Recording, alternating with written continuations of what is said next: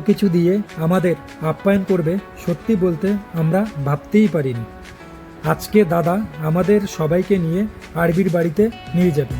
তো আপনারাও চলুন, কেমন হয় ফার্স্ট অভিজ্ঞতা এবং এই প্রথমবার কোনো আরবির বাড়িতে। তাই আমিও বেশ আগ্রহী ছিলাম। গিয়ে বাড়ির বাইরে দেখেই বেশ মুগ্ধ হয়ে গেলাম। বাড়িটা খুব সুন্দর আর চারপাশের পরিবেশটাও খুব শান্ত। আমার ওয়াইফকে বাড়ির মহিলারা ভিতরে নিয়ে গিয়েছিল। আমি, দাদা, জামাইবাবু ওয়েটিং রুমে বসেছিলাম।